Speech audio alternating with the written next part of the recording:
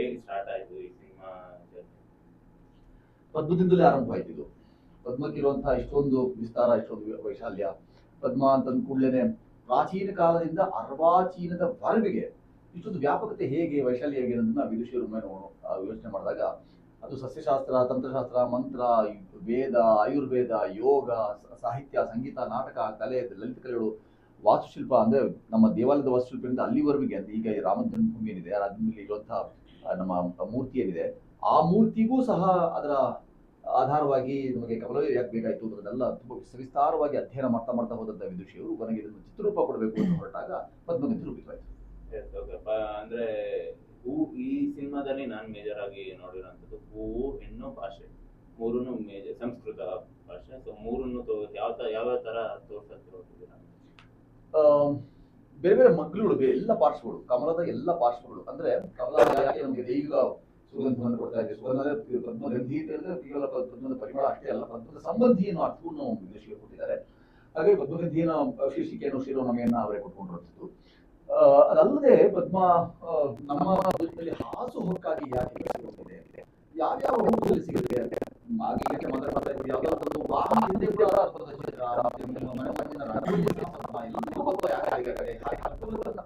ಅಷ್ಟೊಂದು ವ್ಯಾಪಕವಾಗಿ ಅನ್ನೋದನ್ನು ಹುಡುಕ್ತಾ ಹೋದಾಗ ಅದು ನಮ್ಮ ದೇಶದ ಇದ್ರ ನಡುವೆ ನಮ್ಮ ದೇಶದ ಅಸ್ಮಿತೆ, ನಮ್ಮ ದೇಶದ ಶ್ರೇಷ್ಠತೆ, ನಮ್ಮ ದೇಶದ ಪಾರಂಪರ್ಯತೆ ಇವೆಲ್ಲವನ್ನ ನಮ್ಮ ಶೈಕ್ಷಣಿಕ ಪದ್ಧತಿಯಲ್ಲೂ ಗುರುಕುಲ ಪದ್ಧತಿಯಲ್ಲಿ ಇವೆಲ್ಲೂ ಎಷ್ಟು ನಮ್ಗೆ ಚೆನ್ನಾಗಿದೆ ಅರ್ಥ ಆಯ್ತು. ಇದೆಲ್ಲವನ್ನ ಅನ್ವೇಷಿಸ್ತಾ ಹೋದಾಗ ನಮ್ಮ ಪಾರಂಪರಿಕ ಅಧ್ಯಯನ ಕಣಾರಾಗಿರ್ಬೋದು, ಸುಶ್ರಾಗಿರ್ಬೋದು, ಜನರಾಗಿರ್ಬೋದು, ಪದ್ಧತಿ ಆಗಿರ್ಬೋದು, ವರಾಹಮಿಹಿರ ಆಗಿರ್ಬೋದು, ಭಾಸ್ಕರಾಚಾರ್ಯ ಆಗಿರ್ಬೋದು, ಲೀಲಾವತಿ ಆಗಿರ್ಬೋದು, ಇಂಥ ಎಲ್ಲರೂ ಏನನ್ನ ಅದು ವಿಶ್ವಕ್ಕೆ ಕೊಟ್ಟಿದ್ದಾರೆ ಅಂತ ಯೋಚನೆ ಮಾಡ್ತಾ ಮಾಡ್ತಾ ವೈಶ್ವಿಕ ನೋಟವನ್ನು ಬೀರುವಂತ ಸಿದ್ಧತೆ.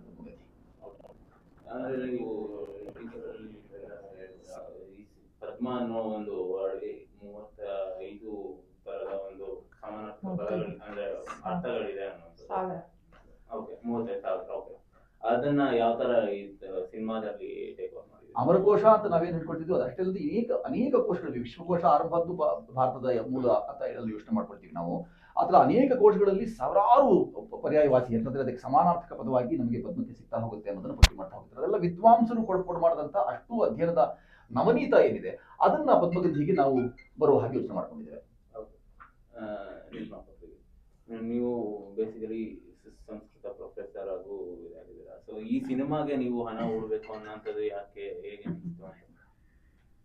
ಅದೊಂದು ನಮ್ಮ ವೈಯಕ್ತಿಕ ಆಸಕ್ತಿ. ಈ ಪುಷ್ಪದ ಬಗ್ಗೆ ನಾನು ಅಧ್ಯಯನ ಮಾಡಿದಾಗ ಬಹಳ ಆಶ್ಚರ್ಯ ಅಂತ ಅನ್ನಿಸ್ತು ನನಗೆ. ಪ್ರಪಂಚದಲ್ಲಿ ಯಾವ ಹೂವಿಗೂ ಕೂಡ ಇಷ್ಟೊಂದು ವ್ಯಾಪಕತೆ ಇಲ್ಲ. ನಮ್ಮ ದೇಶದಲ್ಲಿ ಸಾವಿರಾರು ಪುಷ್ಪಗಳಿದೆ. ನಿತ್ಯ ದೇವ್ರ ಪೂಜೆ ಮಾಡ್ತೀವಿ, ಮುಡ್ಕೋತೀವಿ, ಅಲಂಕಾರ ಮಾಡ್ತೀವಿ, ಎಲ್ಲ ಮಾಡ್ತೀವಿ. ಆದರೆ ಈ ಹೂವು ಸಾವಿರಾರು ವರ್ಷಗಳಿಂದ ಏನಿದು ಇಷ್ಟೊಂದು ನಿರಂತರವಾಗಿ ಅದರ ಪ್ರಾಧಾನ್ಯವನ್ನು, ಅದರ ಸೊಗಸನ್ನು ಉಳಿಸ್ಕೊಂಡ್ಬಂದಿದೆ. ಇವತ್ತು ಸಿನಿಮಾಲ್ ನೋಡಿ, ದಿ ಬೆಸ್ಟ್ ಅವಾರ್ಡ್ ಯಾರಿಗೆ ಕೊಡ್ತೀರಿ, ಯಾವ್ದು ಕೊಡ್ತೀರಿ? ಸ್ವರ್ಣ ಕಮಲ ಕೊಡ್ತೀರಿ. ಆವತ್ತಿಂದ ಹಿಡಿದು ಇವತ್ತಿನವರೆಗೂ ಒಂದೇ ಥರ ಇದರ ಒಂದು ಎಕ್ಸಲೆನ್ಸ್ ಅಂತ ಹೇಳ್ತೀರಾ, ಉತ್ತಮಿಕೆ, ಶ್ರೇಷ್ಠತೆ, ಅದು ಯಾಕಪ್ಪ ಉಳಿಸ್ಕೊಂಬಂದಿದೆ ಅಂತ ತುಂಬ ಕುತೂಹಲ ಇತ್ತು ನನಗೆ. ಹಾಗೇ ನೋಡ್ಕೊಂಡು ಹೋದಾಗ ಇದು ಒಂದಲ್ಲ ಎರಡಲ್ಲ ನಮ್ಮ ಸಂಸ್ಕೃತಿಯ, ದೇಶದ, ಇತಿಹಾಸದ ಎಲ್ಲ ಪದರಗಳೆಲ್ಲ ಹರಡ್ಕೊಂಡ್ಬಿಟ್ಟಿದೆ. ಅದನ್ನೆಲ್ಲ ನಾವು ಸೇರಿಸಿದ್ಮೇಲೆ ತುಂಬ ಚೆನ್ನಾಗಿದೆ ಅಂತ ಅನಿಸ್ತು. ಪುಸ್ತಕಗಳು ಬರೀಬಹುದು ಅದ್ರ ಬಗ್ಗೆ ಬೇಕಾದಷ್ಟು. ಆದರೆ ಸಿನಿಮಾ ಕಟ್ಕೊಟ್ರೆ ಈಗ ನನಗಿರೋವಂಥ ಕುತೂಹಲ, ನನಗಿರೋವಂಥ ಆಸಕ್ತಿನೇ ಬೇರೆಯವ್ರಿಗೂ ದಾಟಿಸ್ದಂಗಾಗುತ್ತೆ, ಅವರು ಇಷ್ಟಪಡ್ತಾರೆ ಅಂತ ಅನಿಸಿದ್ದು. ಆಮೇಲೆ ಇದೊಂದು ಅಪರೂಪದ ವಿಚಾರ ಅಲ್ವಾ. ತುಂಬ ಸಿನಿಮಾಗಳು ನೋಡಿದ್ದೀವಿ ನಾವು, ತರಾವರಿ ಸಿನಿಮಾಗಳು ನೋಡಿ. ಐತಿಹಾಸಿಕವಾಗಿದೆ, ಸಸ್ಪೆನ್ಸ್ ಇದೆ, ಶೃಂಗಾರ ಇದೆ, ಮನುಷ್ಯರ ಸಂಬಂಧಗಳ ಸಾವಿರಾರು ಸಂಬಂಧಗಳನ್ನು ನಾವು ರೂಪಿಸ್ತಾ ಇರ್ತೀವಿ. ಆದರೆ ಒಂದು ಹೂವನ್ನು ಕುರಿತು ಪ್ರಾಯಶಃ ಮಾಡಿಲ್ವೇನೋ ಅಂತ ಒಂದು ಇದು ಬಂತು ನನಗೆ ಮನಸ್ಸಿಗೆ. ಹಾಗಾಗಿ ಇದನ್ನು ಮಾಡಿದ್ರೆ ಚೆನ್ನಾಗಿರುತ್ತೆ, ಎಲ್ಲರಿಗೂ ಇಷ್ಟ ಆಗುತ್ತೆ. ನನಗಿಷ್ಟ ಆದಮೇಲೆ ಖಂಡಿತ ಎಲ್ಲರಿಗೂ, ಯಾಕಂದರೆ ಇದು ನಮ್ಮದಲ್ವಾ. ಈ ಕಮಲ ಅನ್ನೋದು ಯಾರೋ ಒಬ್ಬರದಲ್ಲ, ಲೀಲಾ ಅವ್ರದ್ದಲ್ಲ, ಸುಚೇಂದ್ರ ಅವ್ರದ್ದಲ್ಲ, ಎಲ್ಲರದ್ದು ಕೂಡ. ಏನಪ್ಪ ಇದು ಇಷ್ಟೊಂದು ಇದೆಯಲ್ಲ, ಇದಕ್ಕೆ ವಿಶೇಷಗಳು, ಇದನ್ನೆಲ್ಲ ಈ ರೀತಿ ದಾಟಿಸೋಣ ಅಂತ ಆಯಿತು. ಇನ್ನು ದುಡ್ಡು ಕಾಸು ಅಂತ ಹೇಳಿದ್ರೆ ಅದು ಆಸಕ್ತಿ, ದರ್ ಇಸ್ ಎ ವೇ ಅನ್ನೋ ಥರ. ನಾವೇನು ದೊಡ್ಡ ಇಂಡಸ್ಟ್ರಿಯಲಿಸ್ಟ್ ಅಲ್ಲ, ಬಿಸ್ನೆಸ್ ಅಲ್ಲ, ಏನೋ ಅಲ್ಲ, ಏನೋ ನಮಗಿರೋದ್ರಲ್ಲೇ ಮಾಡೋಣ ಅಂತ ಮಾಡಿದ್ದೀವಿ. ಅದು ನನ್ನ ವೈಯಕ್ತಿಕವಾದಂಥ ಒಂದು ಆಸೆ, ಅಪೇಕ್ಷೆ, ಆಸಕ್ತಿ. ನೀವು ಒಬ್ರು ರಾಜಕಾರಣಿ MLC ಅಂತ ಸಿನಿಮಾದ ಬರೋದು ಹೇಗೆ ಅಂತ? ಸಿನಿಮಾದು ಈಗ ನೋಡಿ, ಇದಕ್ಕೆ ಸಂಸ್ಕೃತಕ್ಕೆ ಹೋಗಬೇಕು. ನಾನು ನೀವೇ ಹೇಳಿದ್ರಿ, ಮೂಲದಲ್ಲಿ ನಾನು ಸಂಸ್ಕೃತ ವಿದ್ಯಾರ್ಥಿ.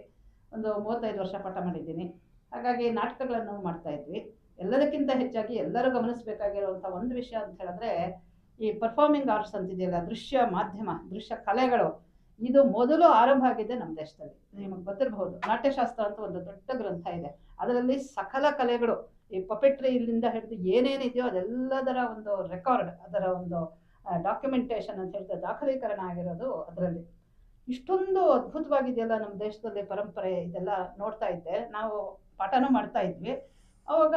ಅದು ಬರೀ ಗತವೈಭವ ಆಗ್ಬಿಡ್ಬಾರ್ದು, ಅದನ್ನ ಈಗಿನ ಕಾಲಕ್ಕೂ ಕೂಡ ನಾವು ಯಾತಕ್ಕೆ ಸೇರಿಸ್ಕೋಬಾರ್ದು?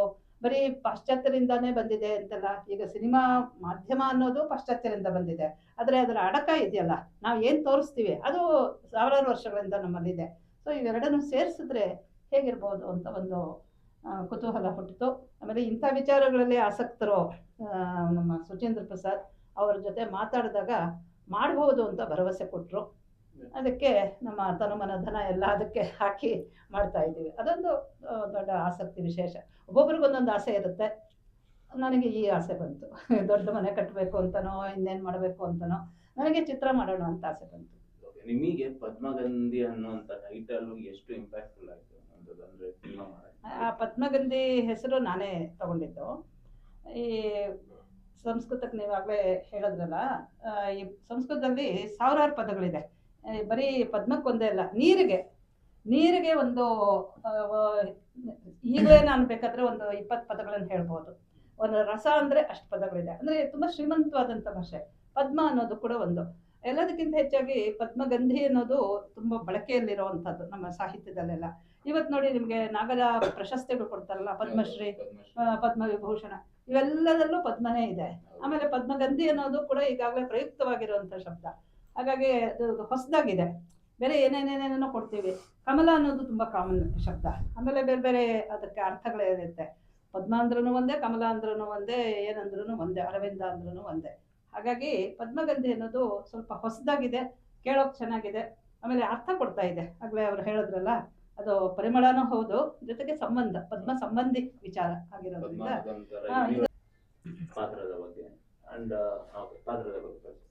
ಸೊ ನಾನು ಪದ್ಮಗಂಧಿ ಸಿನಿಮಾದಲ್ಲಿ ಗುರುಮಾತೆಯ ಪಾತ್ರವನ್ನು ಮಾಡಿದ್ದೇನೆ. ನನ್ನ ವಯಸ್ಸಿಗೆ ಮೀರಿದ ಪಾತ್ರ. So it was a quite challenging character for me. ಅಂದರೆ ಇದು ಬೇಸಿಕಲಿ ಒಬ್ಬ ನಟಿ ಸಿನಿಮಾಗೆ ಬರಬೇಕು ಅಂದರೆ ಈ ಗ್ಲಾಮರಸ್ ರೋಲು ಇದು ಥಾಟಲ್ಲೇ ಬರ್ತಾರೆ. ನೀವು ಒಂದು ಸಂಸ್ಕೃತಿ ಅಂದರೆ ಈ ಒಂದು ಮಣ್ಣಿನ ಇದನ್ನ ಇಟ್ಕೊಂಡು ಬಂದಿರುವಂಥದ್ದು, ಅದು ಹೇಗಂತ? ಗ್ಲಾಮರಸ್ ಕ್ಯಾರೆಕ್ಟರ್ ಮಾಡುವಂಥದ್ದು ತುಂಬ ಸುಲಭ. ಇವಾಗ ನಾವು I can go and do a glamorous character. But ಇಂಥದ್ದೊಂದು ಕ್ಯಾರೆಕ್ಟರ್ ಸಿಗುವಂಥದ್ದೇ ದೊಡ್ಡ ವಿಷಯ. ನಾನು ಆಡಿಷನ್ಸಲ್ಲಿ ಪಾಸ್ ಆದಾಗ first thing I thought is, okay, ನನ್ನ ಆ್ಯಕ್ಚುಲ್ ಸಿನಿಮಾ ಅಂದರೆ ಒಬ್ಬ ನಟಿಯಾಗಿ ಪರ್ಫಾರ್ಮೆನ್ಸಿಗೆ ಪೂರಕವಾಗಿರುವಂತಹದೊಂದು ಪಾತ್ರ ಸಿಕ್ಕಿದೆ. So glamorous role any day we can do sir. ನನ್ನ ವಯಸ್ಸಿಗೆ ಮೀರಿದಂತಹ ಪಾತ್ರ ಅದನ್ನು ಅಳವಡಿಸ್ಕೊಂಡು ಒಂದು ಕ್ಯಾರೆಕ್ಟರ್ ಅದಕ್ಕೆ ಇನ್ವಾಲ್ವ್ಮೆಂಟ್ ಕೊಟ್ಟು ಮಾಡುವಂಥದ್ದು, ದಟ್ ಈಸ್ ಇಂಥ ಸಿನಿಮಾಗಳೇ ತುಂಬ ಚಾಲೆಂಜಿಂಗ್ ಆಗಿರುವಂಥದ್ದು. So yes. ಅಂದರೆ ಏನೆಲ್ಲ ಚಾಲೆಂಜಸ್? ಯಾಕಂದರೆ ನೀವು ಒಬ್ಬ ಗುರುಗಳಾಗಿ ಕಾಣಿಸ್ಕೊಂಡಿರೋದ್ರಿಂದ ಈ ಸಂಸ್ಕೃತದ ಇದು ಉಚ್ಚಾರಣೆಗಳು ಅವೆಲ್ಲ ನಿಮಗೆ ಕಲಿಬೇಕಂತ, ಅದೆಲ್ಲ ಹೇಗೆ? ಸಂಸ್ಕೃತ ನಾನು ಹೈಸ್ಕೂಲ್ ಆ್ಯಂಡ್ PU ಅಲ್ಲಿ ನನ್ನ ಫಸ್ಟ್ ಲ್ಯಾಂಗ್ವೇಜ್ ಇದ್ದದ್ದು ಸಂಸ್ಕೃತ. ಸೊ ಅದರಿಂದ ತುಂಬ ಹೆಲ್ಪ್ ಆಗಿದೆ. ಸೊ ಸಂಸ್ಕೃತ ಎಲ್ಲೂ ನನಗೆ ಭಾಷೆಯ ಪ್ರಾಬ್ಲಮ್ ಎಲ್ಲೂ ಆಗಲಿಲ್ಲ. ಅದರ್ ದೆನ್ ಕ್ಯಾರೆಕ್ಟರ್ ಅಂತ ಬಂದಾಗ ನಾನು ನನ್ನನ್ನು ಮೆಂಟಲಿ ಪ್ರಿಪೇರ್ ಆಗಬೇಕಿತ್ತು ದಟ್ ಓಕೆ, ನಾನೊಬ್ಬ ಟೀಚರ್ ಅದೇ ಗುರುಮಾತೆ ಆಗಿ. ಸೊ ಗುರುಮಾತೆ ಅಂತ ಹೇಳಿದ ಕೂಡಲೇ ಇಂಟೆಲೆಕ್ಚುವಲ್ ಡೆಪ್ತ್ ಕೂಡ ಇರಬೇಕು ಒಬ್ಬ ಪರ್ಸನಲ್ಲಿ. ಸೊ ಅದನ್ನೆಲ್ಲ I studied a lot of things. ಇವಾಗ ಒಂದು ಇವತ್ತಿನ ಸೀನ್ ಇದೇನು ಮೆಟೀರಿಯಲ್ ಸಿಗ್ತಾ ಇತ್ತು, ಅದರಲ್ಲಿ ಒಂದು ಪಿಕ್ಚರ್ ಸಿಗ್ತಾ ಇತ್ತು ನನಗೆ, okay this is the scene today. So ಅದನ್ನು ಪ್ರಾಕ್ಟೀಸ್ ಮಾಡಿ ನಾನು ಈ ಕ್ಯಾರೆಕ್ಟರ್ಗೆ ನಾನು had to put on weight ಮಾಡಿದ್ದೇನೆ, ಬಿಕಾಸ್ ಆ ಕ್ಯಾರೆಕ್ಟರ್ನ ಮ್ಯಾಚ್ ಆಗಬೇಕಿತ್ತು. ಸೊ ಭಾಷೆಯಲ್ಲಿ, ನನ್ನ ಭಾವದಲ್ಲಿ, ಮಕ್ಕಳ ಜೊತೆ, ಗುರುಕುಲದ ಮಕ್ಕಳ ಜೊತೆ ಒಂದು ಒಳ್ಳೆಯ ಒಡನಾಟ ಬೆಳೆಸ್ಕೊಂಡೆ. So that I could be that character. So yes. ಏನೆಲ್ಲ ಅಂದರೆ ಚಾಲೆಂಜಿಂಗ್ ಸಿಚುವೇಶನ್ಗಳು ಏನೇನಿತ್ತು ಈ ಸಿನಿಮಾದಲ್ಲಿ ಪಾತ್ರಗಳನ್ನ ನಿರ್ವಹಣೆ ಮಾಡುವಾಗ? One thing is being in the character. ನಾನು ಐ ಆಮ್ ಅ ಸ್ಟೂಡೆಂಟ್. ನಾನು ಕಲಿಯುವಿಕೆಯಲ್ಲೇ ನಾನು ತೊಡ್ಕೊಂಡಿರೋದ್ರಿಂದ ನಾನು ಆಲ್ರೆಡಿ ಇನ್ನೊಬ್ಬರಿಗೆ ಟೀಚ್ ಮಾಡುವಂಥದ್ದೊಂದು ಭಾವನೆಯನ್ನು ನನ್ನ ಒಳಗಡೆ ತರ್ಕೊಳ್ಳುವಂಥದ್ದು that was quite challenging. So ಅದಕ್ಕೆ ನನಗೆ ಸುಚೇಂದ್ರ ಪ್ರಸಾದ್ ಸರ್ ತುಂಬ ಹೆಲ್ಪ್ ಮಾಡಿದ್ದಾರೆ. ನನಗೆ ಎಷ್ಟೆಲ್ಲ ಡೌಟ್ಸ್ ಇತ್ತು, ನಾನು ಹೇಗೆ ಆ್ಯಕ್ಟ್ ಮಾಡಬೇಕು, ಯಾವ ಭಾವನೆಯನ್ನು ಎಲ್ಲಿ ತೋರಿಸ್ಬೇಕು, ಇದನ್ನೆಲ್ಲ ತುಂಬ ಕಲ್ತ್ಕೊಂಡಿದ್ದೇನೆ ಸರಿಂದ. So and from entire team. Other than that ಅಂದರೆ one more challenging is to act without makeup, ಅದೆಲ್ಲ ಏನೂ ಇಲ್ಲದೆ ಒಂದು ಸಾಧಾರಣವಾದಂಥ ಒಂದು ಕಾಟನ್ ಸೀರೆ ಹಾಕಿ ಸಿಂಪಲ್ ಹೇರ್ ಸ್ಟೈಲ್, ಅದೆಲ್ಲ ನನಗೆ ಸ್ವಲ್ಪ ಚಾಲೆಂಜಿಂಗ್ ಇತ್ತು. ಬಟ್ ಕ್ವಾಲಿಟಿ ಸಿನಿಮಾ ಆಗಿರೋದ್ರಿಂದ ಇಟ್ಸ್ ವರ್ತ್ ಇಟ್ ಅಂತ ಅನ್ಸುತ್ತೆ. ಸರ್, ನೀವು ಮ್ಯೂಸಿಕ್ ಬಗ್ಗೆ ಮಾತಾಡೋದಾದ್ರೆ ಏನು ಹೇಳ್ತೀರಾ ಅಂದರೆ ಈ ಸ್ಲೋ ವರ್ಗು ಅಂದರೆ ಈಗ ಫಾಸ್ಟ್ ಪೇಸಿಂಗ್ ಹೋಗೋ ಜನರೇಷನ್ ಅಲ್ಲಿ ಈ ಸ್ಲೋ ಮ್ಯೂಸಿಕ್ ಯಾವ ಥರ ಇಂಪ್ಯಾಕ್ಟ್ ಆಗುತ್ತೆ ಜನಕ್ಕೆ? ಇದು ಸ್ಲೋ ಮ್ಯೂಸಿಕ್ ಅಲ್ಲ. ಮೊದಲನೇದಾಗಿ ಇದರಲ್ಲಿ ಇರೋ ಹಾಡುಗಳು ಕೆಲವುದರಲ್ಲಂತೂ ಎಷ್ಟು ಫಾಸ್ಟಾಗಿ ಸಾಧ್ಯ ಇದೆ ನಮ್ಮ ಸಂಗೀತದಲ್ಲಿ ಅದನ್ನೆಲ್ಲ ತೋರಿಸಿದ್ದೀವಿ. ಒಂದು ಸೂತ್ರದ ಗೊಂಬೆ ಆಟಕ್ಕೆ ಒಂದು ಹಾಡು ಬರುತ್ತೆ. ಆ ಹಾಡಿನಲ್ಲಿ ಮೃದಂಗ ಇರಬಹುದು, ಜೊತೆಗಳು ತೆಗೆದು ಇವೆಲ್ಲ ಟಂಗ್ ಟ್ವಿಸ್ಟರ್ಸ್, ನಮ್ಗೆ ಮಾತಾಡೋಕ್ಕೆ ಕಷ್ಟ ಆಗುತ್ತೆ. ಈ ಥರದ್ದೆಲ್ಲ ಬರುತ್ತೆ ಅದರಲ್ಲಿ. ಹಾಗಾಗಿ ಸ್ಲೋ ಮ್ಯೂಸಿಕ್ ಅನ್ನೋದು ನಾನು ಒಪ್ಕೊಳ್ಳಲ್ಲ. ಮೊದಲನೇದಾಗಿ ಇದು ಬೇರೆ ಶೈಲಿ. ಹೌದು, ನಾವು ಮೈನ್ ಸ್ಟ್ರೀಮ್ ಸಿನಿಮಾಗೆ ಮಾಡ್ದಂಗೆ ಅದು ಕೂತ್ಕೊಂಡ್ರೆ ಯೋಚಿಸ್ಕೊಂಡು ಈಗಲೇ ನೀವು ಸೀನ್ ಕೊಟ್ಟರೆ ಅದನ್ನು ಹಾಡು ಸಮೇತ ಹಾಡಬಲ್ಲೆ ನಾನು. ಆದರೆ ಇದಕ್ಕೆ ಚಾಲೆಂಜ್ ಜಾಸ್ತಿ. ಯಾಕೆಂದರೆ ಇದಕ್ಕೆ ಇದೇ ತರಹದ ಸಂಗೀತ ಬೇಕು ಅಂತ ಅದರ ಸೂಕ್ಷ್ಮತೆಗಳನ್ನು ತಿಳ್ಕೊಂಡವ್ರು ಇರ್ತಾರೆ, ವಿದ್ವಾಂಸರು ಇರ್ತಾರೆ. ಸುಚೇಂದ್ರ ಪ್ರಸಾದ್ ಮಹೋದಯರು ಇರ್ಬೋದು, ಪ್ರೊಫೆಸರ್ ಲೀಲಾ ಅವ್ರು ಇರ್ಬೋದು. ಅವರಿಗೆಲ್ಲ ಇದರ ನಿಜವಾದ ಅದರ ಒಳ ಅರ್ಥಗಳು, ಒಳ ಸೂಕ್ಷ್ಮಗಳೆಲ್ಲ ಚೆನ್ನಾಗಿ ಗೊತ್ತಿರುತ್ತೆ. ಹಾಗಾಗಿ ಅವ್ರು ಇದೇ ಬೇಕು ಅಂತ ಅವರು ಕೇಳ್ತಾರೆ, ಅದನ್ನು ಒದಗಿಸಿದ್ದೀನಿ. ನಿಮಗೆಲ್ಲ ಏನೆಲ್ಲ ಚಾಲೆಂಜಸ್ ಆಯಿತು? ಯಾಕಂದರೆ ಸುಚೇಂದ್ರ ಪ್ರಸಾದ್ ಸರ್ ನಾವು ಒಪ್ಸೋದು ಭಾಳ ಕಷ್ಟ ಮ್ಯೂಸಿಕಲ್ಲಿ, ಅಂದರೆ ಯಾವುದೇ ಇದ್ರಲ್ಲ ಅದನ್ನು. ಸೊ ನಿಮಗೆಲ್ಲ ಏನೇನು ಚಾಲೆಂಜಸ್ ಆಯಿತು? ಅವರು ಏನಂದರೆ ಒಂದು ಮ್ಯೂಚುವಲ್ ಟ್ರಸ್ಟ್ ಅಂತ ಹೇಳ್ತಾರಲ್ಲ, ಹಾಗೆ ಅವ್ರ ಮೇಲೆ ನನಗಿರೋ ಒಂದು ಗೌರವ ಮತ್ತು ನಂಬಿಕೆ, ಅವ್ರಿಗೆ ನನ್ನ ಕೆಲಸದ ಮೇಲಿರೋ ನಂಬಿಕೆ. ಹಾಗಾಗಿ ಅವ್ರನ್ನ ತೃಪ್ತಿಪಡಿಸೋಕ್ಕೆ ಅಂತೇನು ಕಷ್ಟಪಡಲಿಲ್ಲ ನಾನು. ಅವರು ಇದು ಇಷ್ಟ ಇಲ್ಲ ಅಂದರೆ ನನಗೆ ಬೇರೆ ಇನ್ನೇನೋ ಬೇಕು ಅಂತ ಹೇಳಿದ್ರೆ ನಾನು ಕೊಟ್ಬಿಡವೆ, ಅವರು ಸಂತೋಷ ಪಡೋರು. ಹಾಗೆ ಯಾಕೆಂದರೆ ಅವರೆಲ್ಲ ಪರ್ಫೆಕ್ಷನಿಸ್ಟ್. ಅವರು ಸರಿ, ಪ್ರೊಫೆಸರ್ ಲೀಲಾ ಅವರು ಸರಿ. ನಾನು ಅದನ್ನು ತಮಾಷೆಗೆ ಹೇಳ್ತಿರ್ತೀನಿ. ಪ್ರೊಫೆಸರ್ ಲೀಲಾ ಅವರು ಅಷ್ಟೇ, ನನಗೆ ಈ ಇನ್ಸ್ಟ್ರೂಮೆಂಟ್ ಬೇಕಂದ್ರೆ ಇದೇ ಬೇಕು ಅಂತ ಅವ್ರು ಹೇಳೋರು. ಯಾಕೆಂದರೆ ಅವ್ರಿಗೊಂದೇನೋ ಒಂದು ಭಾವನೆ ಇರುತ್ತೆ, ಅದನ್ನು ನೋಡಿದಾಗ ಹಿಂಗಿದ್ರೆ ಚೆನ್ನಾಗಿರುತ್ತೆ ಅನಿಸುತ್ತೆ. ಅವಾಗ ಅದನ್ನು ನಾನು ಕೊಟ್ಟಿದ್ದೀನಿ. ಹಾಗಾಗಿ ಚಾಲೆಂಜ್ ಅಂತೇನು ಆಗಲಿಲ್ಲ ನನಗೆ. ನೀವು ಈ ಸಿನಿಮಾದಲ್ಲಿ ಪಾತ್ರ ನಿರ್ವಹಣೆ ಮಾಡಿ? ನಾನೊಂದು ಈಗ ಒಬ್ಬ ಅವನೇನು ಕರಿಬೇಕು, ಹುಚ್ಚು ಪ್ರೊಫೆಸರ್ಸ್ ಇರ್ತಾರಲ್ಲ, ಆ ಥರದ ಒಂದು ಪಾತ್ರ ಅದು. ಒಂದು ಕಾಮಿಡಿಯನ್ನಾಗೆ ಬರ್ತೀನಿ ನಾನು. ಕಾಮಿಡಿ ಅಂದರೆ ಒಂದು ಪ್ಯಾರಲಲ್ ಟ್ರ್ಯಾಕ್, ಅದರ ಪಾಡ್ಗದು ಚಿತ್ರಕ್ಕೆ ಸಂಬಂಧ ಇಲ್ಲದೆ ಇರೋ ಹಾಗೆ ಅಸಂಬದ್ಧವಾದಂತಹ ಕಾಮಿಡಿ ಅಲ್ಲ. ಅವನೊಬ್ಬ ಜ್ಞಾನಿ, ಇದ್ರ ಬಗ್ಗೆ ಬಹಳಷ್ಟು ತಿಳ್ಕೊಂಡಿರ್ತಾನೆ. ಹಾಗಾಗಿ ನೀವು ನೋಡಿರ್ತೀರ, ತುಂಬ ಓದೋರು ಸ್ವಲ್ಪ ಹುಚ್ಚರಿರ್ತಾರೆ, ತುಂಬ ಓದೋರು ಹುಚ್ಚರಿರ್ತಾರೆ. ಆ ಥರದ ಹುಚ್ಚ ಇವನು. ಅವನು ವಿಚಾರ ಕೇಳಿದ್ರೆ ಮಾತ್ರ ಅವನ ನಿಜವಾದ ಅವನ ಸಹಜವಾದ ಒಂದು ಸ್ಥಿತಿ ಹೊರಗಡೆ ಬರ್ತಿರುತ್ತೆ. ಅದಿಲ್ಲ ಅಂದರೆ ಅದೇನೋ ಮ್ಯಾನರಿಸಮ್ ಕೆಂಪ್ಕೊಂಡು ಗೂರಲ್ ಪೇಷಂಟ್ ಥರ ಓಡಾಡ್ತಾ ಇರ್ತಾನೆ. ಆದರೆ ಅವನನ್ನು ಕಮಲದ ಬಗ್ಗೆ ಏನಾದ್ರು ಪ್ರಶ್ನೆ ಕೇಳಿಬಿಟ್ರೆ ಅವನಿಗೆ ಎಲ್ಲೆಲ್ಲದೆ ಇರೋ ಒಂದು ಉತ್ಸಾಹ ಬಂದ್ಬಿಡುತ್ತೆ. ಅವನು ಅದನ್ನೆಲ್ಲ ಎಲ್ಲೆಲ್ಲಿ ಯಾವ ಸಂಸ್ಕೃತಿಯಲ್ಲಿ ಹೇಗೆ ಉಪಯೋಗಿಸ್ಕೊಂಡಿದ್ದಾರೆ, ಕಮಲವನ್ನು ಈಜಿಪ್ಟಲ್ಲಿ ಮಮ್ಮಿಯಲ್ಲಿ ಹೇಗೆ ಉಪಯೋಗಿಸಿದ್ರು, ಚೈನಾಲ್ಲಿ ಹೇಗಿತ್ತು, ಬೌದ್ಧ ಧರ್ಮದಲ್ಲಿ, ಜೈನ ಧರ್ಮದಲ್ಲಿ ಹೇಗಿತ್ತು ಅಂತ ಹೀಗೆ ಅದ್ರ ಬಗ್ಗೆ ಮಾತಾಡ್ಕೊಂಡು ಪುಂಖಾನುಪುಂಖವಾಗಿ ಹಾಗೆ ಹೋಗ್ತಾ ಇರುತ್ತೆ. ಒಂದು ಸರಸ್ಸು ಥರ ಹರಿತಾ ಇರುತ್ತೆ ಅವನು ವಾಗ್ವೈಖರಿ. ಅಂದರೆ ನಿಮ್ಮ ಪಾತ್ರ ಇದಾಗಿರೋದ್ರಿಂದ ನಿಮ್ಮ ಆಪೋಸಿಟ್ ಇರುವಂಥವ್ರ ರಿಯಾಕ್ಷನ್ಗಳು ಹೇಗಿರುತ್ತೆ ಅಂತ? ಇವರು ಪರಿಪೂರ್ಣ ಅವರು ಇದ್ದರು. ಅವ್ರಿಗೆ ನಾನು ಗುರು, ಅವರು ಎಲ್ಲ ಮಕ್ಕಳಿಗೆ ಗುರುಗಳು. ಅವ್ರಿಗೆ ಏನಾದ್ರು ಡೌಟ್ ಬಂದರೆ ನನ್ನ ಹತ್ರ ಬರ್ತಿರ್ತಾರೆ. ನಾನು ಆ ಥರ ಗುಗ್ಗುರು ಅಂತ ಕರಿಬೋದು, ಗುರುಗಳಿಗೆ ಗುರು ನಾನು. ಅಲ್ಲ, ನಾನೊಂದು ಹೇಳ್ತೀನಿ. ನಾನು ಶೂಟಿಂಗ್ ಎಲ್ಲ ನೋಡಿದ್ನಲ್ಲ, ಇವ್ರು ನಗೋ ಬಂದ್ರು ನಗೋ ಹಾಗಿಲ್ಲ. ಆಡ್ತಾ ಇದ್ದಿದ್ದ ಆಟಗಳನ್ನ ಇವ್ರು ಹೇಳ್ತಾ ಇದ್ದಿದ್ದು, ನಗೋ ಬಂದ್ರು ನಗೋಕ್ಕಾಗ್ತಿಲ್ಲ. ಅದೆಲ್ಲ ನಗೋ ಬಿಗಿ ಹಿಡ್ಕೊಂಡಿದ್ರು. ಸರ್, ಈಗಿರೋ ಸಿಚುವೇಶನ್ ಅಂದ್ರೆ ಕಾಂತಾರ ರೇಂಜಿಗೆ ಸಿನಿಮಾ ಬಂದ್ರೆ ಬಹು ಪಬ್ಲಿಸಿಟಿ ಆದ್ರೆ ಬರ್ತಿದ್ದಾರೆ ಸಿನಿಮಾಗೆ. ಸೊ ಈಗ ನಿಮ್ದು ಪ್ಲಾನ್ ಏನಿದೆ ಸರ್ ಜನರನ್ನ ತಿಳಿಸ್ತಾರೆ? ಭಾವವಿದ್ದಾಗೆ ಬದುಕು ಅನ್ನೋ ಹಾಗೆ ಯಾರ್ಯಾರು ಯಾವ್ಯಾವುದನ್ನು ಎಷ್ಟು ವಿಜೃಂಭಿಸಿ, ಎಷ್ಟು ವೈಭವೀಕರಿಸಿ ಹೇಗೆ ಹೇಳಬೇಕು ಅನ್ನೋದು ಅವರವರ ತೀರ್ಮಾನ. ಯಾವ್ದಾದ್ರು ಸರಿಗಟ್ತೇವೆ ಅಥವಾ ಅದರಂತೆಯೇ ಜಾಡು ಹಿಡಿದು ಮಾಡ್ತೇವೆ ಅನ್ನೋದು ಅನುಕರಣೆ ಮಾತ್ರ ಆಗುತ್ತೆ. ಅನುಕರಣೆ ಒಂದು ಮಿತಿ ಅಂತ ಕರಿತೇವೆ ನಾವು. ಹಾಗಾಗಿ ಮಿತಿಯಲ್ಲಿ ಏನಾದ್ರು ಮಾಡೋದ್ರ ಬದಲಿಗೆ, ಸೀಮಿತ ಚೌಕಟ್ಟಿನಲ್ಲಿ ಮಾಡೋದ್ರ ಬದಲಿಗೆ ಅವರವರ ಬೌದ್ಧಿಕ ವಿಸ್ತಾರ ಏನಿದೆ, ಬೌದ್ಧಿಕ ಉನ್ನತಿ ಏನಿದೆ, ಅದಕ್ಕೆ ಅನುಗುಣವಾಗಿ ಇನ್ನು ಕೆಲವರು ಪಾಪ ಮಾರುಕಟ್ಟೆ ದೃಷ್ಟಿಯಿಂದ ಅಥವಾ ಜನರನ್ನು ಸೆಳೆಯೋದಕ್ಕಾಗಿ ಮಾಡುವಂಥ ಅನೇಕ ತಂತ್ರಗಾರಿಕೆ ಇರುತ್ತೆ. ನಮ್ಮಲ್ಲಿ ಮಂತ್ರ ಜಾಸ್ತಿ ಇದೆ, ನಾವು ತಂತ್ರ ಅಂತ ಮಾಡೋಕೆ ಹೋಗಲೇ ಇಲ್ಲ. ನಮ್ಗೆ ಸೆಳಿಬೇಕು, ಅವ್ರನ್ನ ನಾವು ಯಶ ಗಳಿಸಬೇಕು, ಕೀರ್ತಿ ಬೇಕು, ಖ್ಯಾತಿ ಬೇಕು, ಅಥವಾ ದ್ರವ್ಯಾರ್ಜನೆ ಆಗಬೇಕು ಅಂತ ಯೋಚನೆ ಮಾಡಿದ ಚಿತ್ರ ಅಲ್ಲ ಇದು. ಇದನ್ನ ಜ್ಞಾನಾರ್ಜನೆಗೆ ಜೊತೆಗೆ ಇದರಲ್ಲಿ ಹಾಗಾದ್ರೆ ಕೇವಲ ನೀತಿ ಬೋಧೆ ಅಷ್ಟೇ ಇದೆಯೇ? ಇಲ್ಲ, ಅದರ ಆಚೆಗೆ ಅನೇಕ ರಂಜನೀಯ ಅಂಶಗಳಿವೆ ಅದರಲ್ಲಿ ನಮ್ಮ ನೆಲದ ಸೊಗಡಾಗಿರುವಂಥ ಜಾನಪದವಾಗಿರ್ಬೋದು, ಅಥವಾ ಶಾಸ್ತ್ರೀಯತೆ ಇರ್ಬೋದು, ಅಥವಾ ಭಾರತೀಯತೆ ಇರ್ಬೋದು, ಪಾರಂಪರಿಕತೆ ಇರ್ಬೋದು, ಇವೆಲ್ಲರ ಇಣುಕು ನಿಮಗೆ ಪದ್ಮದಲ್ಲಿ ಸಿಗುತ್ತೆ. ಇಣುಕು ಏನು ವಿಸ್ತಾರವೇ ಸಿಕ್ಬಿಡುತ್ತೆ ನಿಮಗೆ. ಇನ್ನೂ ಅನೇಕ ಸಂಗತಿಗಳು ಹೇಳೋಕೆ ಇದೆಯಲ್ಲ, 2 ಗಂಟೆಗೆ ಮುಗಿದೋಗ್ಬಿಡುತ್ತಲ್ಲ ಅಂತ ಯಾರಾದ್ರೂ ಒಬ್ಬ ಪ್ರೇಕ್ಷಕ ಹೊರಗೆ ಬರಬೇಕಾದ್ರೆ ಹೌದು ಇದೊಂದು ಭಾಗ ಇತ್ತಲ್ಲ, ಇದನ್ನ ಹಾಗೆ ಗುರುತಿಸ್ಕೊಳ್ಳೋಕೆ ಅನುಕೂಲವಾಗುವಂಥ ಸಂಗತಿಗಳನ್ನೆಲ್ಲ ಪದ್ಮಗಂಧಿ ಇಟ್ಕೊಂಡಿದೆ. ಅವಾರ್ಡ್ಸ್ ಏನಾದ್ರು ಟ್ರೈ ಮಾಡಿದ್ದೀರಾ ಸಿನಿಮಾ? ನಾನು ಹೇಳಿದೆ, ಪ್ರಶಸ್ತಿಗಳೆಲ್ಲ ತಕ್ಕ ಶಾಸ್ತಿ ಅಂತ ಅನ್ನೋ ಕಾಲಘಟ್ಟದಲ್ಲಿ ನಾವಿದ್ದೇವೆ. ಈಗ ತಕ್ಕ ಶಾಸ್ತಿಯನ್ನು ಆಗ್ಬೇಕು ಅಂದ್ರೆ ಪ್ರಶಸ್ತಿಗಾಗಿ ಅದನ್ನು ಕೊಂಡುಕೊಳ್ಳೋದು, ಅಂದ್ರೆ ಪ್ರಶಸ್ತಿ ಪುರಸ್ಕೃತರು, ಪ್ರಶಸ್ತಿ ವಿಜೇತರು, ಹೀಗೆಲ್ಲ ತುಂಬಾ ಬೇಕಾದಷ್ಟು ಭೇದಗಳಿವೆ. ಪುರಸ್ಕೃತರು ಬೇರೆ, ವಿಜೇತರು ಬೇರೆ ಇರ್ತಾರೆ. ಆ ಥರದ ಜಯಕ್ಕಾಗಿ ಪ್ರಶಸ್ತಿ ಪುರಸ್ಕಾರ ಅಥವಾ ವಿಜೇತಕ್ಕೋಸ್ಕರ ಆಗ್ಬೇಕು ಅಂತ ಮಾಡೋ ಚಿತ್ರವೇ ಅಲ್ಲ ಇದು. ನಾವು ಏನಾದ್ರು ಜಯಿಸ್ಬೇಕು ಅಂತ ಮಾಡಿದ್ದಲ್ಲ, ಮನ ಜಯಿಸ್ಬೇಕು ಅಂತ, ನಮ್ಮ ಪ್ರೇಕ್ಷಕರ ಮನಸ್ಸನ್ನ ಜಯಿಸ್ಬೇಕು ಅಂತಂದ್ರೆ ಅದಕ್ಕಿಂತ ಮಿಗಿಲಾದಂತಹ ಪ್ರಶಸ್ತಿ ನಮ್ಗೆ ಬೇಕು ಅಂತ ನಮ್ಗೆ ಯಾವತ್ತೂ ಅನಿಸಿಲ್ಲ. ಇದ್ರ ಮುಖಾಂತರ ಯಾರಾದ್ರೂ ಅಕಸ್ಮಾತ್ ನಾವು ಕೇಳದೇ ಕೊಟ್ಬಿಟ್ರೆ ತಗೊಳ್ಳಲ್ಲ ಅಂತ ಹೇಳೋದು. ಯಾವ ತರ ಆಡಿಯನ್ಸ್ ಟಾರ್ಗೆಟ್ ಮಾಡಿ? ಎಲ್ಲರೂ. ಇದು ಕೇವಲ ಒಂದೇ ಬಗೆಯ ಕೇವಲ ವೈದುಷ್ಯ ಇರುವಂತಹ ವಿದ್ವಾಂಸರಿಗೆ ಮಾತ್ರವೇ ಸೀಮಿತ ಅಂತೇನಿಲ್ಲ. ಆಬಾಲ ವೃದ್ಧರು ಅಂತ ಹೇಳಿದ್ರು ನಾವು. ಆಬಾಲ ವೃದ್ಧರಾದಿಯಾಗಿ ಎಲ್ಲರಿಗೂ ಇದರಲ್ಲಿ ಅವರವರಿಗೆ ಬೇಕಾದಂತಷ್ಟು ಸರಕು ಇಲ್ಲಿ ಖಂಡಿತವಾಗಿಯೂ ಇದೆ.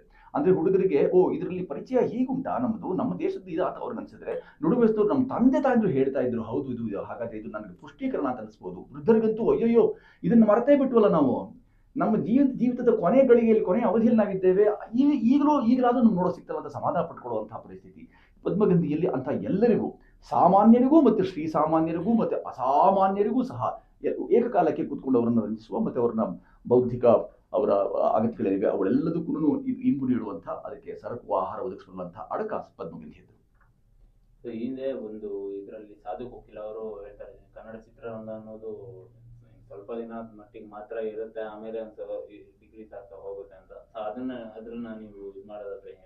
ಯಾರ ಹೇಳಿಕೆಯನ್ನು ವ್ಯಷ್ಟಿ ಪ್ರಜ್ಞೆಯಲ್ಲೇ ನೋಡಬೇಕು ನಾವು. ಸಮಷ್ಟಿದೇ ಬೇರೆ ಇರುತ್ತೆ. ಯಾಕಂದ್ರೆ ನಾವು ಯಾವಾಗಲೂ ಹೇಳೋದು ನೋಟಕರೇ ಮಾಟಕರು ಅಂತ. ತೀರ್ಮಾನ ನೋಡ್ಬೇಕೇ ಬೇಡವೇ ಅನ್ನೋದು ಮಾಡೋದೆಲ್ಲ ಸಹೃದಯ ಪ್ರೇಕ್ಷಕರು. ನಾವು ಹೇಳೋದ್ರಿಂದ ನಾವು ಹತಾಶರಾಗಿರ್ಬೋದು, ನಾವು ಆಗಿರ್ಬೋದು, ಅಥವಾ ನಮ್ಮ ಬೇಸರ ಆಗಿರ್ಬೋದು, ಯಾವುದೋ ಕಾರಣಕ್ಕಾಗಿ ಅದು ಅಂತಿಮವಾದಂತಹ ಸಾರ್ವಕಾಲಿಕ ಸತ್ಯಗಳನ್ನು ಯಾರು ನಾವು ಹೇಳ್ತಾ ಇರೋದಿಲ್ಲ. ಆಯಾ ಸಾಂದರ್ಭಿಕವಾದ ಹೇಳಿಕೆಗಳನ್ನ ನಾವು ದೊಡ್ಡದಾಗಿ ಮಾಡೋಕ್ಕೂ ಅವಕಾಶ ಇರುವುದಿಲ್ಲ. ಅಂತಿಮವಾಗಿ ಎಲ್ಲಿವರೆಗೂ ಪ್ರೇಕ್ಷಕ ನಾನು ದೃಶ್ಯ ಮಾಧ್ಯಮದಲ್ಲಿ ಯಾವುದೇ ಕಾರಣಕ್ಕೂ ತೊಡಗಿಕೊಳ್ಳೋದಿಲ್ಲ, ಯಾವ ರೀತಿಯಲ್ಲೂ ತೊಡಗಿಕೊಳ್ಳೋಕೆ ಹೇಳುವವರೆಗೆ ನಮ್ಮೆಲ್ಲರ ಯಾರೇ ಹೇಳಿದ್ರು ಸಹ ನಮ್ಮೆಲ್ಲರ ಹೇಳಿಕೆಯು ಗೌಣವಾಗಿಬಿಡುತ್ತೆ. ನೀವು ಯಾವ ತರ ನೋಡ್ತಾ ಇದ್ದೀರಾ ಸರ್ ಈಗಿನ ಚಿತ್ರರಂಗದ ಪರಿಸ್ಥಿತಿನ? ಅಂದ್ರೆ ಎಲ್ಲೋ ಅನ್ಎಕ್ಸ್ಪೆಕ್ಟೆಡ್ ಆಗಿ ಯಾವ ಸಿನಿಮಾ ಗೆಲ್ಲುತ್ತೆ, ಇಲ್ಲ ಚೆನ್ನಾಗಿ ಮಾಡಿರುವಂತ ಸಿನಿಮಾಗಳನ್ನು ಸ್ವತಃ ಸೋತಿರುವಂತ ಉದಾಹರಣೆಗಳಿದೆ. ಸೊ ನೀವ್ ಹೇಗ್ ನೋಡ್ತಾ ಇದ್ದೀರಾ? ಪದ್ಮಗಂಧಿ ಈ ವಿಚಾರಕ್ಕೆ ಬಹಳ ಒಳ್ಳೆಯ ಸಂವಾದಿಯಾಗಿ ದಕ್ಕಬಲ್ಲದು. ಪದ್ಮಗಂಧಿಯನ್ನ ಪ್ರೇಕ್ಷಕ ವರ್ಗ ನಿಜವಾದ ಅರ್ಥದಲ್ಲಿ ನಾನು ಇದನ್ನು ನೋಡದೆ ಹೋದ್ರೆ ಏನಾದ್ರು ಕಳ್ಕೊಂಡೇನು ಅನ್ನೋ ಅರ್ಥದಲ್ಲಿ ಧಾವಿಸಿ ಬಂದು ನೋಡ್ತಾರೆ ಅನ್ನೋ ಭರವಸೆ ನಮ್ಮೆಲ್ಲರೂ ಇಡೀ ತಂಡದ್ದು. ಅದಲ್ಲದೆ ಯಾರು ಶುದ್ಧ ಮನಸ್ಕರಾಗಿ, ನಮ್ಮಲ್ಲಿ ಸಿದ್ಧಹಸ್ತರು ಇರ್ತಾರೆ, ಶುದ್ಧಹಸ್ತರು ಇರ್ತಾರೆ. ಸಿದ್ಧಹಸ್ತರು ಅವರು ಮಾರುಕಟ್ಟೆಯನ್ನೇ ಗಮನಿಸಿಕೊಂಡು ಏನಾದ್ರು ಮಾಡ್ಬೇಕು ಅಂತ ಯೋಚನೆ ಮಾಡ್ತಿರ್ತಾರೆ. ಶುದ್ಧಹಸ್ತರು ಪಾಪ ಅವರು ಸಿದ್ಧಹಸ್ತರು ಆಗಿರ್ತಾರೆ. ನಾವು ಯಾವಾಗಲೂ ಯೋಚನೆ ಮಾಡೋದೇನಂದ್ರೆ ಸಿದ್ಧಿಗಳಿಂದ ಪಡ್ಕೊಂಡವರು ಪ್ರಸಿದ್ಧಿಗಾಗಿ ಹಾತೊರೆಯೋಲ್ಲ ಅಂತ. ಯಾರು ಸಿದ್ಧರಿದ್ದಾರೆ ಅವರು ಪ್ರಸಿದ್ಧ ಆಗೋಕ್ಕೂ ಬಯಸೋಲ್ಲ. ಆ ಥರದ ಶುದ್ಧ ಹಸ್ತದಿಂದ, ಸಮಚಿತ್ತದಿಂದ, ಸಮಭಾವದಿಂದ, ಸಮದೃಷ್ಟಿಯಿಂದ ಸುಮನಸ್ಕರಾಗಿ ಮಾಡಿದಂಥ ತಂಡ ಇದು ಪದ್ಮಗಂಧಿ ಚಿತ್ರ. ಸುಮನಸ್ಕರಾಗಿ ಮಾಡಿದಂಥ ಚಿತ್ರ ಆಗಿರೋದ್ರಿಂದ ನಾವೆಲ್ಲ ಆಶಾವಾದಿಗಳು. ನಾವೆಂದು ನಿರಾಶೆಯಿಂದ, ಹತಾಶೆಯಿಂದ ಇದು ಆಗ್ಲೇ ಇನ್ನೇನು ಮುಗ್ದೇ ಹೋಯ್ತು, ಜಗತ್ತೇ ಮುಗಿದೋಯ್ತು ಅಂತಂದ್ರೆ ಇವತ್ತಿನ ರಾತ್ರಿ ಇಂದಿನ ಈ ಕ್ಷಣವನ್ನು ಕಳ್ಕೊಂಡ ಹಾಗೆ ನಾವು. ಆ ಕಾರಣಕ್ಕೆ ಜಗತ್ತು ತುಂಬಾ ವಿಶಾಲವಿದೆ, ವಿಸ್ತಾರವಿದೆ. ಎಷ್ಟೋ ಲಕ್ಷ ವರ್ಷಗಳಿಂದ ಇದು ನಡ್ಕೊಂಡ್ ಬಂದಿದೆ ಅಂದ್ರೆ ಮುಂದಿನ ಲಕ್ಷ ವರ್ಷಗಳು ನಡೆಯುತ್ತೆ ಅನ್ನೋ ಭರವಸೆ, ಆ ಆಶಾವಾದದಿಂದ ನಾವು ಅಲ್ಲಿ ಬದುಕ್ತೇವೆ. ಅದರಿಂದ ಚಿತ್ರರಂಗವು ಹಾಗೆ ಸುಲಭವಾಗಿ ಕಣ್ಮರೆ ಆಗುವಂಥದ್ದಲ್ವಲ್ಲ. ಚಿತ್ರರಂಗ ಅಂತಂದ್ರೆ ಒಂದು ದೃಶ್ಯ ಮಾಧ್ಯಮದ ಅನೇಕ ಒಂದು ಸಣ್ಣ ವಿಭಾಗ ಅಷ್ಟೇ.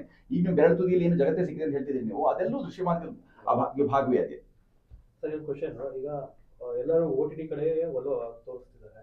ಸೊ ನಿಮ್ದೇನಾದ್ರು OTT ಏನಾದ್ರು ಬಿಸ್ನೆಸ್ ಆಗಿದೆಯಾ, ಇಲ್ಲ ಥಿಯೇಟರ್ ಅಲ್ಲೇ ಜನರನ್ನ ಹಿಡಿದಿಟ್ಕೊತೀರಾ? ನಮಗೆ ವೇದಿಕೆ ಬಹಳ ಮುಖ್ಯ ಅಂತ ಅನ್ನೋದಿಲ್ಲ. ನಾವು ಮನೆಯಲ್ಲಿ ಬಂದು ಅಕಸ್ಮಾತ್ ನೋಡ್ತೀವಿ ಅಂತ ಒಂದು 25 ಜನರು ಹಾಗೆಲ್ಲ ಆಗಿದ್ದು ಇದೆ. ಒಂದಿಷ್ಟು ವಿದ್ವಾಂಸರು ನಿಮ್ಮನ್ನ ನಾವು ಬೇಗ ನೋಡಬೇಕು, ನಿಮ್ಮಲ್ಲಿ ಅದು ನಿಮ್ಮ ಬಿಡುಗಡೆ ಆಗುವವರೆಗೂ ಕಾಯೋಕೆ ನನಗೆ ಸಾಕಾಗ್ತಿಲ್ಲ, ತವಕ ಹೆಚ್ಚಾಗ್ತಿದೆ ಅಂತ ಹೇಳಿದಾಗ ಆ 25 ಜನರನ್ನ ಕರೆದಂತೂ ನಮ್ಮ ಕಚೇರಿಯಲ್ಲಿ, ನಮ್ಮ ಕಾರ್ಯಾಲಯದಲ್ಲೇ ಕೂಡಿಸಿ ಇವರಿಗೆ ತೋರಿಸಿದ್ದೂ ಇದೆ. ಈ ರೀತಿ ಎಲ್ಲ ಇರೋದ್ರಿಂದ ಸಹಜವಾಗಿ ಯಾವ ವೇದಿಕೆ ಆದ್ರೂ ನಮಗೇನು ಅಪಥ್ಯವಲ್ಲ. ನಾವೆಲ್ಲ ವೇದಿಕೆಗಳನ್ನು ನೀವು ನೋಡೋದು, ಎಲ್ಲಿವರೆಗೂ ನೋಡುವವರಿದ್ದಾರೆ ಅಲ್ಲಿವರೆಗೂ ಈ ಬಗೆಯ ಚಿತ್ರಗಳನ್ನು ಮಾಡುವವರು ಇರ್ತಾರೆ. OTT ಏನಾದ್ರು ಆಗಿದೆ ಸಬ್ ಬಿಸ್ನೆಸ್ ಏನಾದ್ರು? ಚಿತ್ರ ಮೊದಲಾಗಬೇಕು, ಮೊದಲು ಬಿಡುಗಡೆಯಾಗಿ ಆನಂತರವೇ ಅದರ ಬಗ್ಗೆ ಮಾತು ಮಂಥನ ಅನ್ನೋದು ನಮಗೆ ಗೊತ್ತೇ ಇದೆ. ಹಾಗಾಗಿ ಆ ಥರದ್ದು ಏನು ಮಾಡಬೇಕಾದ್ರೂ ಆ ಥರದ್ದು ಯಾವುದನ್ನು ನಾವು ಹೀಗಳಿಯೋದಿಲ್ಲ. ಅದೆಲ್ಲ ಯಾಕೆ ಹಾಕಬೇಕು ಅಂತ ಯಾವ ಬಗೆಯ ವಿಭಾಗೀಕರಣ ಇಲ್ಲ. ಯಾವ ವೇದಿಕೆಯಾದ್ರೂ ನಮ್ಗೆ ಉದ್ದೇಶ ಏನಂದ್ರೆ ಪ್ರದರ್ಶನದಲ್ಲಿ ನಿಜವಾಗಿರೋದು ದರ್ಶನ, ಜನರನ್ನ ತಲುಪಬೇಕು, ಅದು ಮುಖ್ಯ. ಮಡಿವಂತಿಕೆ ಯಾವುದಾದ್ರೂ ಇಲ್ಲ. ವೇದಿಕೆ ಪರವಾಗಿಲ್ಲ. ಸರ್, ಪದ್ಮಗಂಧಿಯಲ್ಲಿ ಸಾಕಷ್ಟು ಕೋಇನ್ಸಿಡೆನ್ಸ್ ವಿಷಯಗಳು ನೀವು ಹೇಳಿದ್ರಿ ಸರ್. ಹೀರೋಯಿನ್ ಹುಡುಗಿಯ ಹೆಸರು ಕೂಡ ಪದ್ಮ ಅಂತ, ಆ ತರದ ವಿಷಯಗಳು ಎಷ್ಟಿದೆ ಸರ್? ಪದ್ಮಗಂಧಿ ಕುರಿತಾಗಿ ಅಹೋರಾತ್ರಿ ಮಾತಾಡುವಷ್ಟು ಸಂಗತಿಗಳು ನಮಗೆ ಅದು ಎಷ್ಟು ವರ್ಣನೆ, ಈ ಮಾತು ಇಲ್ಲ. ನಮ್ಮ 4 ಜನರ ಸುಮ್ಮನೆ ನೀವು ಹಾಗೆ ನೀವು ಪ್ರಶ್ನೆಗಳನ್ನು ಕೇಳಿದ್ರೆ ನಿಮ್ಮಷ್ಟಕ್ಕೆ ನೀವು ಮಾತಾಡ್ಕೊಳ್ಳಿ ಅಂತ ಹೇಳಿದ್ರೆ ನಾವು ಮಾತಾಡೋದು ಎಷ್ಟಿದೆ ಅಂತ ಹೇಳಿದ್ರೆ ಇಡೀ ರಾತ್ರಿ ತೀರುವಷ್ಟು, ರಾತ್ರಿ ಇರುಳುಗೆಳೆದು ಬೆಳಗಾಗುವಷ್ಟರೊಳಗೂ ನಮ್ಗೆ ಇನ್ನೂ ಅಷ್ಟು ಸಂಗತಿಗಳು ಇವೆ. ಯಾಕಂದ್ರೆ ಸಾಮಾನ್ಯವಾಗಿ ಎಲ್ಲಾ ಕರ್ಮಿಗಳು ಚಿತ್ರಕರ್ಮಿಗಳಿಗೂ ಅದನ್ನ ಈ ಮಾತಿದೆ ಇರುತ್ತೆ. ಇಲ್ಲಿನ ವಿಶೇಷ ಏನು ಅಂತ ಹೇಳಿದ್ರೆ ಇದು ನಮ್ಮ ಬೌದ್ಧಿಕ ಔನ್ನತ್ಯಕ್ಕೆ ಅದು ವಹಿಸಿದ್ರೆ ನಾವು ನಿರೀಕ್ಷೆಗೆ ಒಡ್ಡಿದಂಥದ್ದು. ಪದ್ಮಗಂಧಿ ಅನ್ನೋದು ಕೇವಲ ಯಾವುದೋ ಒಂದು ಕಥಾಚಿತ್ರ ಅಂತ ಆದ್ರೂ ಸಹ ಕೇವಲ ಒಂದು ಕಥೆಗೆ ವಿಸ್ತರಿಸ್ತಾ ಹೋದದಲ್ಲ. ಇಲ್ಲಿ ಇದನ್ನ ಹೇಗಪ್ಪ ಕಡಿತಗೊಳಿಸೋದು ಹೇಗೆ, ಅಷ್ಟೊಂದು ವಿಸ್ತಾರವಾದಂತಹ ಒಂದು ವಿಷಯವನ್ನ ಕಡಿತಗೊಳಿಸೋದು ಹೇಗೆ ಅನ್ನೋದು ದೊಡ್ಡ ಸವಾಲಾಗಿತ್ತು ನಮಗೆ. ಇಷ್ಟು ಕ್ಲುಪ್ತವಾಗಿ ಹೇಗೆ ಹೇಳೋದು ಸಾಧ್ಯ? ಅದು ತುಂಬಾ ವಿಸ್ತಾರವಾದಂತಹ ತುಂಬಾ ವಿಶಾಲವಾದಂತಹ ಒಂದು ವಿಷಯ ಸಂಗ್ರಹ ಏನಿದೆಯಲ್ಲ ಅದನ್ನ ಒಂದು ಸಣ್ಣ ಎಳೆಯಲ್ಲಿ ಇಷ್ಟೇ ಮುಗಿಸೋದು ಹೇಗೆ, ಅದಕ್ಕಾಗಿ ನಾವು ಮಾಡ್ಕೊಳ್ಬೇಕಾದ ತಯಾರಿ ಏನು, ಅದಕ್ಕೆ ಪೂರಕವಾಗಿ ಇಡೀ ತಂಡ ಹೇಗೆ ಸಂವಾದಿಯ ಕೆಲಸ ಮಾಡ್ತದೆ, ಅದಕ್ಕೆ ನಿರ್ಮಾತೃ ಎಲ್ಲಿಂದ ಕಷ್ಟಪಟ್ಟು ತಂದು ಅದಕ್ಕೆಲ್ಲ ಆ ದಿನದ್ದು ನಮ್ಗೆ ಗೊತ್ತಿರೋ ಹಾಗೆಲ್ಲ ವಾಣಿಜ್ಯವೇ. ನಾವು ಯಾವ ಬಗ್ಗೆ ತೆರನಾದ ಸಿನಿಮಾಗಳನ್ನು ಮಾಡಿದಾಗ ಸಹ ವಾಣಿಜ್ಯ ಬಹಳ ಪ್ರಧಾನವಾಗಿ ಅಲ್ಲಿ ಯಾರೋ ಬಂದು ಸೇರ್ಕೊಳ್ತೀವಿ, ಅಲ್ಲಿ ಓಡಾಟದ ವೆಚ್ಚ ಆಗಿರ್ಬೋದು, ಊಟ ವೆಚ್ಚ ಆಗಿರ್ಬೋದು, ಉಪಕರಣಗಳ ವೆಚ್ಚ ಆಗಿರ್ಬೋದು, ಅದನ್ನ ಬರೆದು ಉತ್ಪತ್ತಿಯ ನೋಡ್ಬೋದು, ಅದು ಯಾವುದನ್ನೂ ಲೆಕ್ಕಕ್ಕೆ ಇರಿಸಿಕೊಳ್ಳದೆ ಒಂದು ತಂಡವಾಗಿ ಒಂದು ಕುಟುಂಬವಾಗಿ ಮಾಡುವಂಥದ್ದು ಇದೆಯಲ್ಲ ಅದೇ ಬಹಳ ದೊಡ್ಡ. ಈಗ ಈ ಪದ್ಮಗಂಧಿ ಕುಟುಂಬ ನಾವೇನ್ ಮಾಡ್ಕೊಂಡಿದ್ದೀವಿ, ಇದು ಮುಂದಿನ 100 ವರ್ಷಗಳವರೆಗೆ ಅವ್ರ ಮೊಮ್ಮಕ್ಕಳವರೆಗೂ ಸಹ ಮಾತಿಗೆ ಇಂಪು ಕೊಡುವಂಥದ್ದು. ಅಂದ್ರೆ ಹಾಗೆಲ್ಲ ನಮ್ಮ ತಾತ ನಮ್ಮ ಅಜ್ಜಿ ನಮಗೆಲ್ಲ ಸೇರ್ಕೊಂಡು ಒಂದು ಸಿನಿಮಾ ಮಾಡಿದ್ರೆ ಅಂತ ಹೇಳಿದ್ರೆ ಅಲ್ಲಿವರೆಗೂ ಪದ್ಮಗಂಧಿ ನಮ್ಮನ್ನ ಬಿಡದೆ ಕಾಡುವಂತಹ ಮತ್ತೆ ಈ ನಗರದ ಸಂಗತಿಗಳನ್ನ ಕಾಪಾಡುವಂತಹ ಕೆಲಸವನ್ನ ಮಾಡುತ್ತೆ. ಆ ಕಾರಣಕ್ಕೆ ನಾವು ಅಂತಹ ಹೇಳ್ಕೊಂಡು ಬರುವಂತಹ ಸಂಗತಿಗಳು ಅನೇಕವಿವೆ. ಅಂದ್ರೆ ನಿಮ್ಮನ್ನ ಹಿಂದೆ ಸಾಕಷ್ಟು ಸಿನಿಮಾಗಳಲ್ಲಿ ನಟರಾಗಿ ತುಂಬಾನೇ ಮೆಚ್ಕೊಂಡಿರುವಂತದ್ದು, ಅದರಲ್ಲೂ ಡ್ರಾಮಾ ಸಿನಿಮಾದಲ್ಲಿ ಆಗಿರ್ಬೋದು, ಅದ್ರಲ್ಲಿ ನಿರ್ದೇಶನ ಯಾವ ತರ ನಿಮ್ಗೆ ಇದಾಯ್ತು? ನಾನು ರಾಷ್ಟ್ರೀಯ ನಾಟಕ ಶಾಲೆಯಲ್ಲಿ ಕಲಿತು ಬಂದದ್ದೇ ನಿರ್ದೇಶನ, ನಟನೆ ಇತ್ಯಾದಿಗಳನ್ನೆಲ್ಲ. ಹಾಗಾಗಿ ಪ್ರತಿ ನಟನಲ್ಲಿ ಒಬ್ಬ ನಿರ್ದೇಶಕ ಯಾವಾಗಲೂ ಇದ್ದಿರ್ತಾನೆ. ಅಂದ್ರೆ ತಾನು ಹತಾಶಗೊಂಡಾಗ, ಯಾವ ಕೆಲಸ ಯಾರಿಂದ ಆಗ್ತಾ ಇಲ್ಲ ಅಂತ ಅನಿಸಿದಾಗ ಅವನಲ್ಲಿ ಭುಗಿಲಿದ್ದ ಆಕ್ರೋಶ ಇದೆಯಲ್ಲ, ನಟನಾಗಿ ಕಲಾವಿದನಾಗಿ ನಾನು ಬಳಕೆ ಆಗ್ತಿಲ್ಲ ಅಂತ ಅನ್ಸುತ್ತಲ್ಲ, ಅವಾಗ ಈ ಮಾಧ್ಯಮವನ್ನು ಬಳಕೆ ಮಾಡ್ಕೊಳ್ಳುವಂತ ಕೆಲಸವನ್ನು ಯಾವಾಗಲೂ ಮಾಡ್ತಾನೆ. ಪ್ರತಿ ನಟನಲ್ಲಿ ಒಬ್ಬ ನಿರ್ದೇಶಕ ಅಡಗಿರ್ತಾನೆ. ಇದು ನನ್ನ ಮೊದಲ ಪ್ರಯತ್ನ ಅಂತ ಏನೂ ಅಲ್ಲ. ಈ ಹಿಂದೆಯೂ ಅನೇಕ ಒಂದು ನಿರ್ದೇಶನದ ಪ್ರಯತ್ನಗಳನ್ನ, ಅದರದ ಸಾಹಸಗಳನ್ನ ಮಾಡಿಯೇ ಇದೆ. ಈ ಪ್ರಯತ್ನದಲ್ಲಿರುವಂತಹ ಅವರು ನಿರ್ಮಾತೃ ಪ್ರಾಣ ಕಂಡಿದೆ ನಮ್ಮ ವಿದುಷಿಯವರಿಗೆ.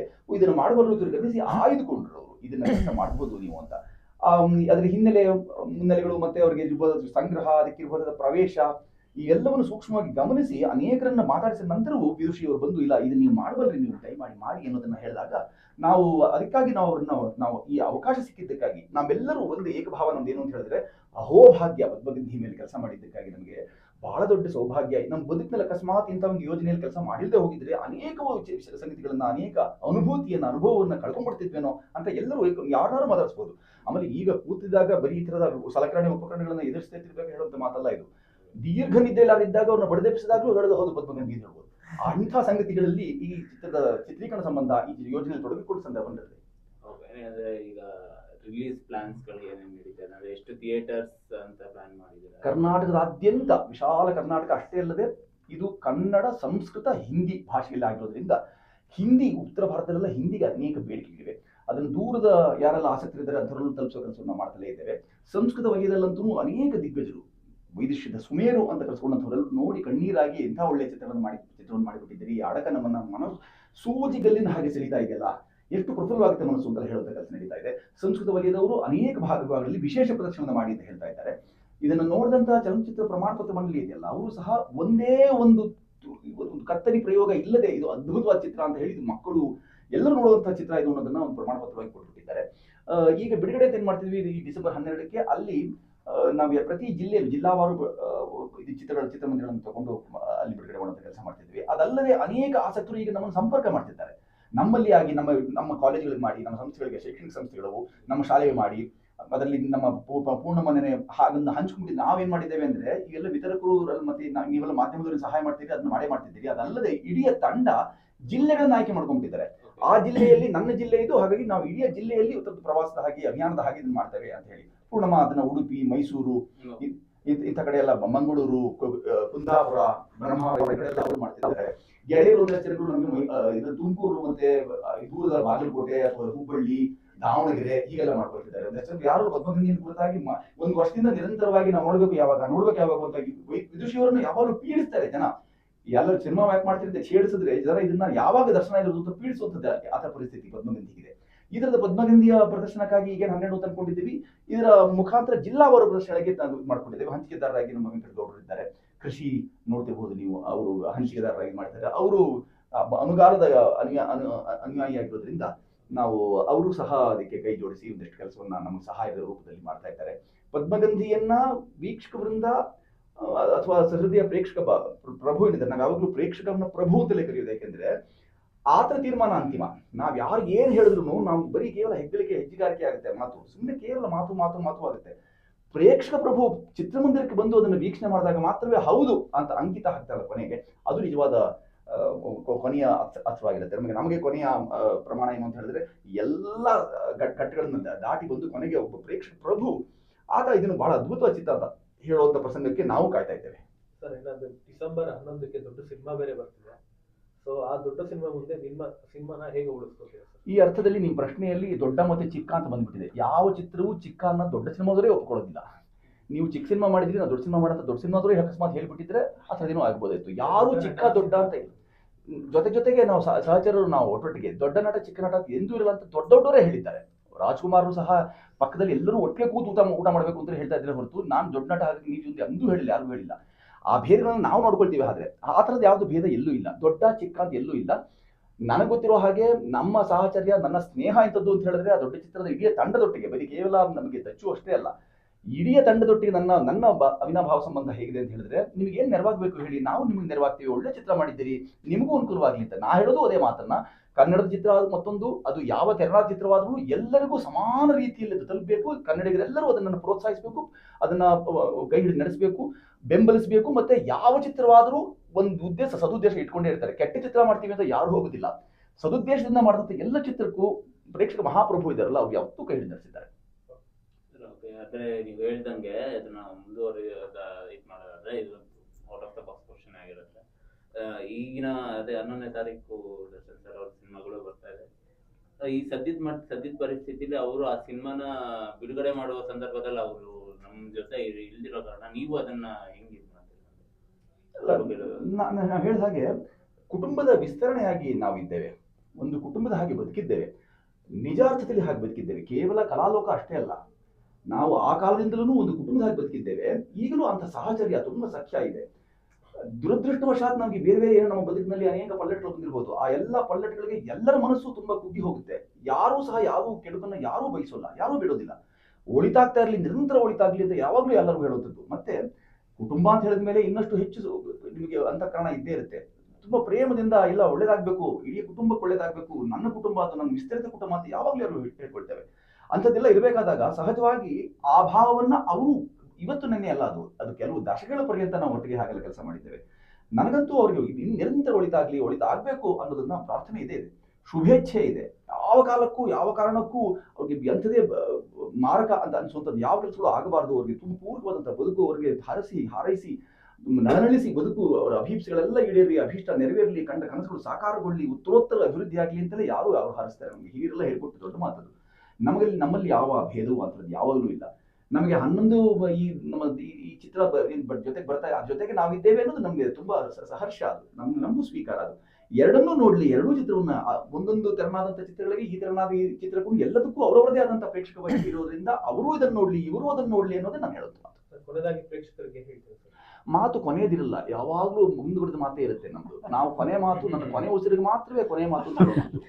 ಕೊನೆಯದಿರಲ್ಲ ಮಾತು. ನನ್ನ ಮುಂದುವರೆದ ಮಾತೇನು ಅಂದ್ರೆ, ಮುಖ್ಯವಾದ ಮಾತು, ಕನ್ನಡದ ಪ್ರೇಕ್ಷಕರು ಏನಿದ್ದಾರೆ ಅವರು ಸಹೃದಯರಿದ್ದಾರೆ. ಯಾವುದೇ ಉತ್ತಮ ಮೌಲಿಕ ಮತ್ತೆ ಇದು ಜ್ಞಾನಾರ್ಜನೆ ಸಂಬಂಧಿತ ಮತ್ತೆ ರಂಜನೆ, ಮೊದಲಿನ ಚರ್ಚೆ ಆಗ್ತಾ ಇತ್ತು, ಯಾರಾದ್ರೂ ಕಪಾಳ ಮೋಕ್ಷ ಮಾಡಿದ್ರೆ ಅದೇ ರಂಜನೆ, ಅದು ಕೂಡುದು ಅಂತೆಲ್ಲ ಒಂದಷ್ಟು ಜನರು ಕೂಗೆಪ್ಸಿದ್ರು.